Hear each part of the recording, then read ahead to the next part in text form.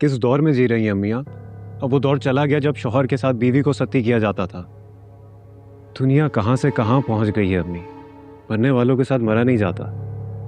लेकिन जीने वालों के साथ जीना पड़ता है, और वो भी दुनिया के असूलों के मुताबिक। और ये दुनियावी उसूल बना कौन रहा है जिसमें एक इंसान से उसकी खुशियां छीनी जा रही हैं? आयला एक जिंदा जीती जागती इंसान है। खुदा के लिए उससे उसकी खुशियां मत छीने। तुम कहना क्या चाह रहे हो? उसकी खुशियां मैंने छीनी है, साद को मैंने मारा है, अपने बेटे को मैं मारूंगी? मैं ये नहीं कह रहा अम्मी, आप बात को कहां से कहां ले जा रही हैं।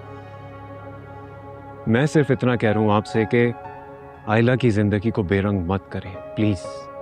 आराम से बात करो फहद, तुम्हारे सामने भी तुम्हारी माँ है जिसने एक जवान बेटा खोया है। अच्छा अबू, मुझे बताएं, क्या ये जरूरी है कि मरने वाले की मौत का गम हर रोज मातम की तरह ही मनाया जाए? हम साद की बीवी और उसकी बच्ची को खुशी देकर भी तो अपने दिल की तस्कीन कर सकते हैं। क्या दुख दिया है उसे, बताओ? 2 माह हो गए हैं साद को, किसी चीज की कमी होने दी उसे? हम उसकी जितनी दिलजोई कर सकते थे कर रहे हैं। बच्ची को अपने दिल से लगा कर रख। अब अगर कपड़ों का कुछ कह दिया तो तुम इशू बना रहे। उस्मान, आप समझाएं अपने बेटे को। हमारी बात की तो वक़्त नहीं है, लेकिन दीन की सूझबूझ है इसे। और ना महरम के सामने आना तो वैसे ही हराम है।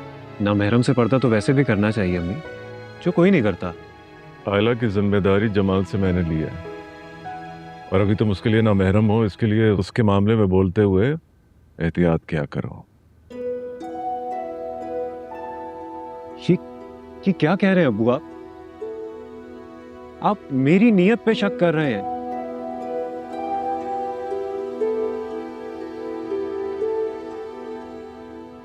Unbelievable.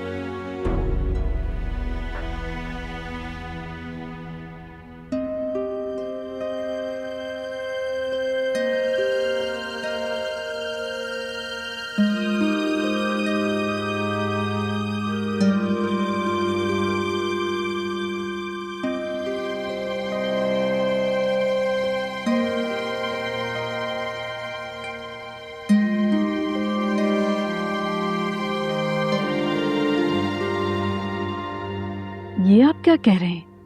ऐसे कैसे हो सकता है? क्यों नहीं हो सकता?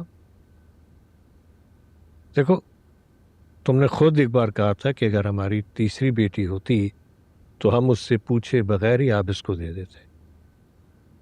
और अब देखो, अल्लाह ने हमारी पहली बेटी को इस मकाम पे ला खड़ा किया। सुधा, लेकिन मुझे कुछ ये मुनासिब नहीं लग रहा। आप इस कहीं ऐसा ना सोचे कि मेरे माँ बाप नहीं थे और चचा खुद गर्ज बन गए और अपनी बेटी मुझे सौंप दी।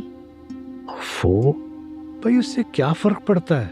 देखो, बेटी सौंपना कोई खुदगर्जी नहीं है, और वैसे भी आप इसके लिए इसमें बुराई तो कोई है नहीं, बल्कि इससे तो लोगों की खामखा की जबानें भी बंद हो जाएंगी। खुद सोचो, हम अगर आयला की कहीं और बात करेंगे ना तो 10 किस्म की रिजेक्शंस का सामना करना पड़ सकता है, लेकिन यहाँ आप इस उसका ख्याल भी रखेगा और अलीना को सीने से लगा के रखेगा।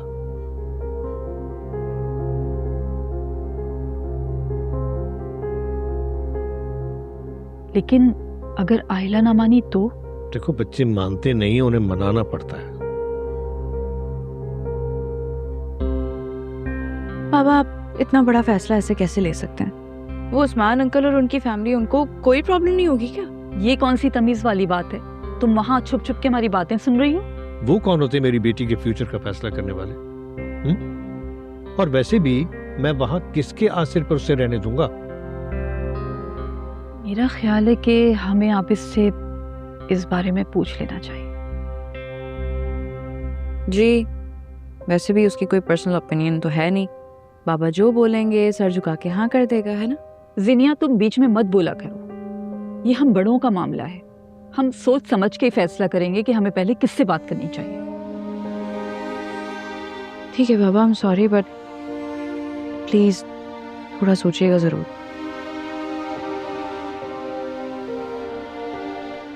खामखा डांटने की क्या जरूरत थी? समझा करें।